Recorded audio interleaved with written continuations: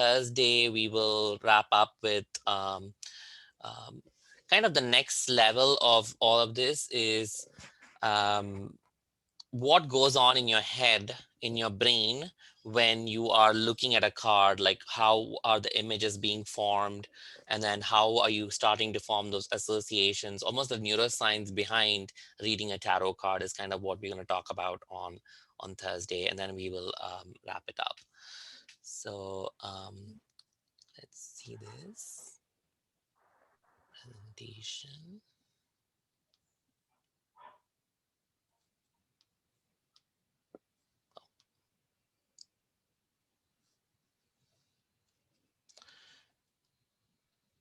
So what are your tools? So you might want to, now that you're starting to work on actually producing these cards, I think you might want to think about what kind of tools you're using, and also um, how are you going to, if you are down the line thinking of professionally producing them, what requirements would you need?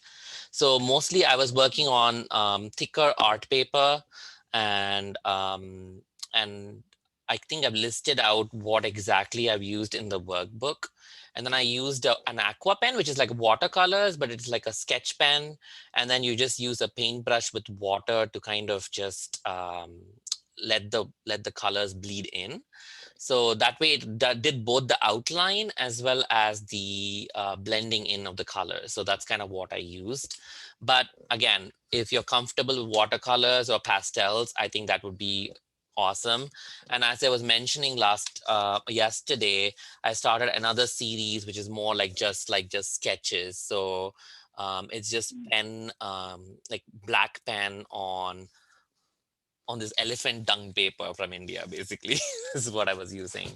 And I love the texture of the paper and the brown color of the paper. So that allowed me to think about how the black would look on it. So which is why I've been using that black ink on paper. So again, so how you're going to use this is going to be very different. The other thing I use is the once I render the drawings, I scan them in using a computer. And for scanning, again, taking a picture with your phone nowadays is super easy. And also, I think on some phones now, if you go to the notes, there is a scanner section in it. You can just scan it. That way, it'll kind of Yes. blend out all the wrinkles and stuff like that. So that's something. And the other thing I was using is this tablet called, I can unplug it. It's called it just looks like a black screen, but essentially it's called the Wacom tablet. And this tablet I liked because it's got a pen. So once I scanned it in, it allowed me to like make small corrections and small like changes as if I was drawing on a paper. And that was really useful for me. And the nice part about the Wacom tablet is it's unlike like a touchscreen computer, it's actually less expensive than that. So if you already have a computer, you can just get a tablet. But if you don't, if you don't need it. It's just like an extra thing that I really wanted, so I got it. My whole mantra is don't spend more money than you need to, basically. Absolutely. um, the other thing, I kind of want to walk you through the process of how this went. So similar to what you did, I looked at the image and then the words, and then I kind of did a few sketches in my notebook. And so this was the first initial sketch, and then I did this one. And then once I did this, then I was thinking, oh, um, these two images are supposed to be, one is a fighting scene and one is a running away scene, both from the same image. So I was thinking, well, if they're both going to run away from the dragon, maybe it should be like a mirror image of each other, is kind of what I was thinking, which is what led to this bit over here, where one guy is fighting this dragon and the another person is fighting this one. And then I showed it to some friends, which is kind of what you might want to use the Facebook group for. And then they were saying, well, this these two actually complement each other, so can you just have like a flipped image of the same person, which is kind of how this was born. So then that image gave rise to this one, and then that became my final sketched out piece. And then I scanned that image in, and then that became finally this one with all the borders and everything. And then the only thing I usually add in the computer is like a background, which I was not able to do on this. So I just added a background on the computer, because finally when I made my first copy. I have some friends who are designers, who are like illustrators. They told me that that common aesthetic was not there, and that my all my cards looked individually. They look good, but they didn't look like they had a uniformity. And the way I added uniformity was by using like a blended background of some kind, and that would kind of go in with it. So again, these are all tips that I'm not an illustrator or a designer, so kind of I had to learn along the way. So I'm thinking that it might be useful if once you scan it in, you might think of, oh, you know what, I want to add some uniformity. And your uniformity could be like a hint of a peacock feather in everything could be like your uniformity. Your border could be like something different. So some kind of uniformity is kind of what they wanted in terms of a deck, is something you might want to think about. I think I have a deck here somewhere. Let me see.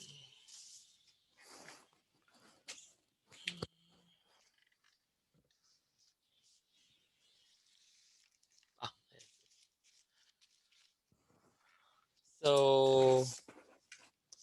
so yeah, so this is the card we were just talking about. It's got that blended Oh, blue background, and then this one has wow. more of an orangish tint in the background, and they all had that double border in it, and so on, and that kind of lended it like some kind of uniformity. Um, did you, and I think this is kind of where you're at now, in terms of you did one sketch, and then now you're thinking, I can modify it and to make it look better. So I think that's the stage where you're at now, and I think you'll know when, yes, it looks great. And then you'll be like, okay, I want to now just leave it there and then move to the next one. So I think that's where you're at now. That's great. And then I also played with a bunch of different stylistic choices of where the labels should be. So I used, first I put the label here, and then I actually put both the neuroscience thing of it. The tarot meaning was here, and then the neuroscience two meanings I kind of put down here. But then I kind of felt, because the neuroscience focus was so much for me, I wanted to add a little bit more. So which is kind of why I finally put that caption down there. So you don't have Yeah. to. It's more like again, my stylistic choice. So you kind of want to try and decide what works for you. I still continued the same tarot numbers and the meaning. Uh, I didn't put the chariot, but I kind of put like, the meaning of the word. It's kind of funny that you spoke about the chariot and I'm speaking about the chariot. It was completely unintentional. It's kind of interesting. Yes, sir. Uh, It's the connection. yeah. You have any questions about that? But you can Mm, kind of feel the how the process worked, right? So so how the starting point is and what the ending point would be. So okay. so when, like, suppose this is the first one I made in my copy. So after adding, would like to give change. So it means that I do have to repeat it again and again in drawing, or I can just make a copy of it by clicking a pic, and then in that I can make the amendment. What would be much more easy? Good question. For me, I'm actually better, quicker at drawing. So I took this is that's why I kind of took this, and then I kind of redrew this bit. I didn't flip it on the computer. um, but then once I did this, I felt like the smaller changes, I it was just easier to do it on the computer after I took a picture, because especially like color changes, making sure that it all looks smooth, all that stuff. I'm not a good illustrator, that good a painter, that I could not do all that on by hand. So once Right. you have the basic framework, I would say then scan it in and put it in the computer. So Okay. So then, computer, is there any specific software? that's a good question. So we were talking yesterday. I used Unsplash for the free images, so that's something I've been using. I have Photoshop on my computer, so I've been using that a lot for my when I put the images in and then blend stuff in. But if you want a free software, there's something called GIMP, which is available for free. It is very similar to Photoshop. So especially if you're not used to Photoshop, it's not, you don't have to learn it, like, and you have a free software, you can just learn the free software. And it available for different platforms, so it does not Mac or PC, you can have it for anything. And so GIMP is a free Photoshop like software. um, I found that Canva itself is good for kind of adding things like, let me show you.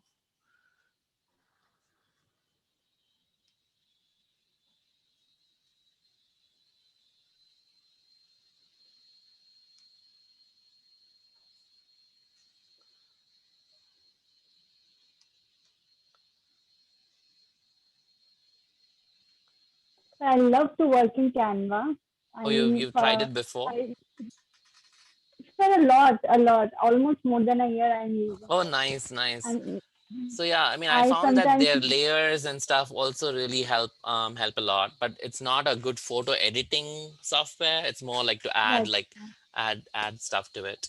So that's great. I'm really happy that I only discovered Canva like a couple of months ago, so I'm really excited about it. So yeah, I found that adding like things into the template, and then having that and then adding like layers to it and things like that, I've been really finding it to be useful. So the other software that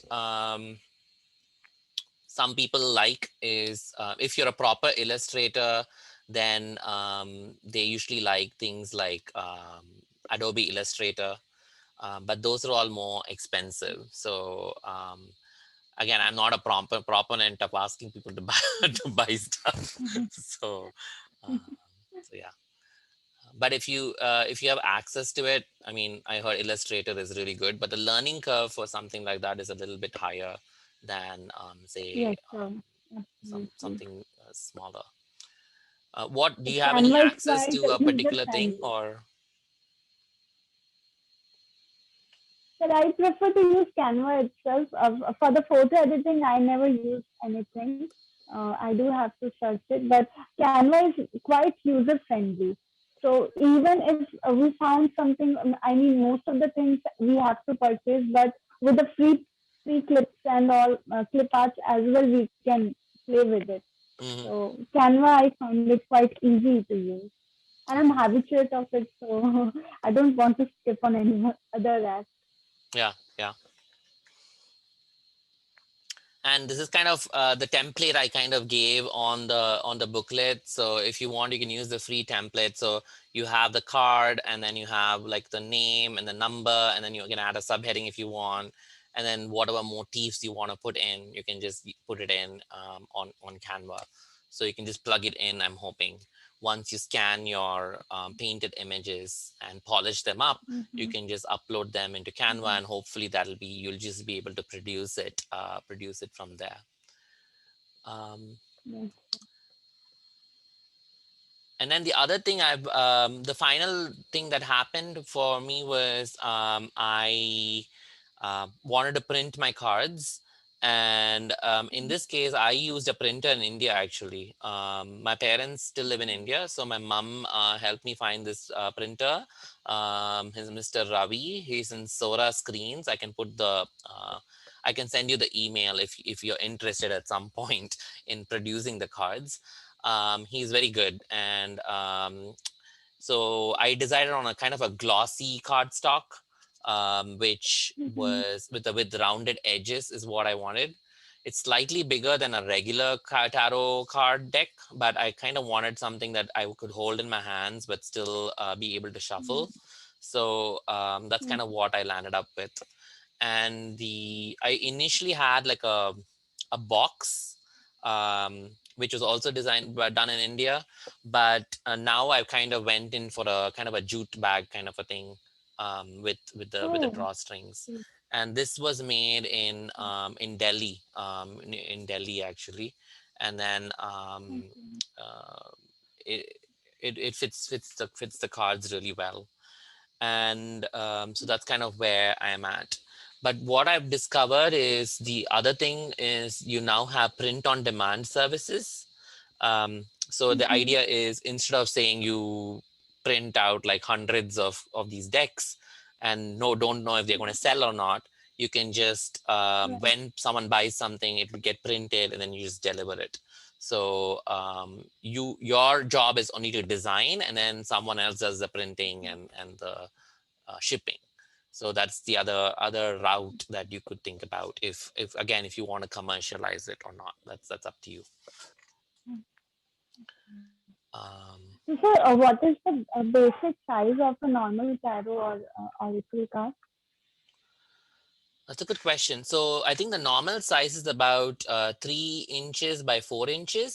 So this one is slightly bigger. It's about four by 5 is what I want to say. So a normal card would be about three by 4 is what I think. So I think the templates Okay. that you have on Canva are about 3.5 inches by 5 inches is kind of what the templates are. So, Yes, yes, and the sir. reason I put those templates in is I was able to fit 4 cards in one page. So it's Okay. almost, ultimately it depends on if you're going to print it out, where you're printing it. The printer will tell you what the best size is to minimize wastage of paper. So based on that, you might adjust the he might adjust the size of your card accordingly. So So, sir, after getting printed on a one page, then simply with a scissor you cut it out with a round shape. Then no how you have given the finish? no, so the usually the printer, if you have a printer, they're going to do it.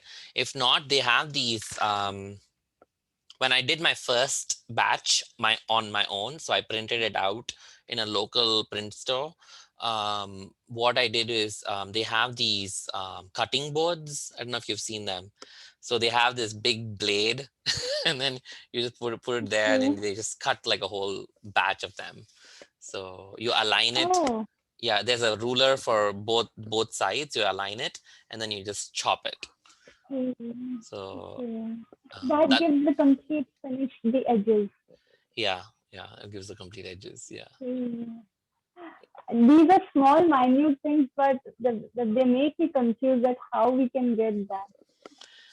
Yeah, I mean, if you give it to a printer, they are of course going to do it like super professionally. And I think they have like a more precise way of cutting it so that all the cards are always exactly the same size. But again, if you're going to be doing it yourself, then you need that cutting board thing that'll it's almost like one of those things that you chop vegetables with. It's just like chop. So Right, sir. yeah. Right. Okay. Uh, wait, it's going backwards. So these are some of the things you might want to think about. What tools can you easily access? The reason I'm saying easily access is I don't want you to get stuck on the tools and not being able to produce your cards. But looks like you personally, it is already been able to think about watercolors or pastel colors, and that's your medium. That's great. Um, are you going to be pulling, is it going to be all your own drawings, or are you going to be pulling from um, other motifs, images of So, things? so I will mix the images as well. Like some minute things I would like to add more because Yeah, I'm not so good with my hand painting, so I needed help. okay. So I would say then you might want to think about where some of these images are available for free. I think Unsplash might be very westernized motifs. So if that's not great for you, you might want to look for an Indian website which is more free. I'll ask a few friends, artists in India, and see what Indian websites are give free stock images, and I'll pass it on to you. Um, and then some things you might want to think about is, the other thing I was thinking of was when you showed that maze of the mountain and the strength, it almost looked like the Yes, Chakravyuh to me. And that whole idea of the maze and trying to get into it. So the question is, do you need to do a little bit more um, research into some of these cards? Is something not in terms of your imagination, but in terms of the Krishna centricness of it. So yes, that's something that you might want to think about. How much do you need? Um, because one thing is you can keep adding layers, in which case you'll never finish. So you might want to think about right. how much depth or how many layers you want to have in it. Yeah. Think about how much research you want to do. And the nice thing is, when you do the research, don't forget to copy the links or copy the sources, because ultimately Mm-hmm. when you do produce like a tarot deck, you can have a booklet. And in my booklet, for example, I kind of list all the references of all the different places I found the information, and it just adds a layer of authenticity to your deck, to show that you actually Yes, worked through, you thought about it. It's not just something you pulled from nowhere. yes, Mhm. And then one question is, you might want to at some point show your designs to friends or to folks who are supportive of you. Don't show it to people who will be like, "Oh, this is nonsense," because that makes no. I mean, mm-hmm. if they think it's nonsense, they don't understand what's going on. So Right. and of course, or you can show it to me, and then think about that. Then they would offering their comments would then tell you, "I think you need a designer," or "I think you need like someone to polish it up," or something like that.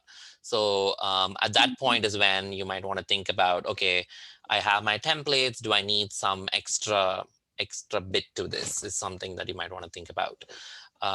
But if they think it looks good, you just need a little computer editing, then you're great. Especially that mountain thing you showed me. I think it can be easily, polished up. I don't think it needs too much extra work. Um, but the question is, I think, would you be able to maintain that level of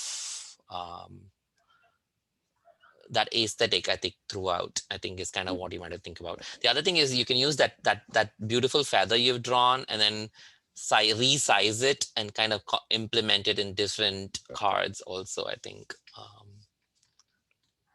Yeah, that might be something to think about.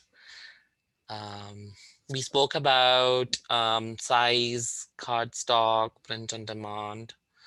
um, So, do you plan to sell your cards is a question. So, you don't have to go in with that motivation, but there's nothing wrong. Mm-hmm. Um, I think there's the mindset of, I don't want to make money is not that great. It's fine. If you try it, if you put it Right. out there, and if you can make money from it, it's great. So I've been using Etsy for my own cards. And it's the what I like about it is, I don't pay for the Etsy. Only time I pay for it is when someone buys something. Then uh, I pay a small commission to Etsy based on when someone buys it. So that way I don't feel like I'm constantly paying somebody for hosting my cards. The other places I've sold is uh, at events. So you give a talk, or you go to a small coffee shop and have a little event, tarot event, and then you can display your cards or something. Is the This is all pre-pandemic, pre-COVID. Yes, absolutely. I don't know if that happens anymore. That is the other place that I've managed to sell some of these cards. Um, so that is the other option that I was thinking about. Um, I've started my own website, which was also a learning process, and that is the other way in which I've been thinking about it. It's kind of funny because till now I was not very uh, I was afraid of talking about it to the tarot community. Only now recently I've started like talking about my cards to the tarot community. It's till now it's been more to science education kind of things. So I think you might want to think about what your market is. It could be spirituality, it could Mm-hmm. be like tarot. So what is the angle or market that you are thinking about, is something that you might want to uh, think about as you're even designing the cards, I think. So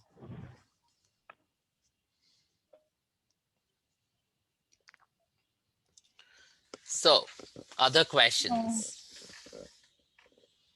so there is one card, Heiro.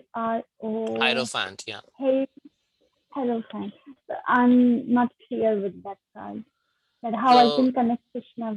yeah, Hierophant is a card. I think for me, it means someone who is so well studied, and so it's almost like a professor of, of something. So their knowledge has been generated by this intense, very long period of study, and based on that, they're the authority figure in like the questions that you're asking. And so they're this, you ask them a question and they'll give you all this advice kind of. So it's almost this knowledge, fountain of knowledge almost. So that's kind of what I think of the Hierophant as. So would that resonate for you with I think even Krishna, I would say, is probably,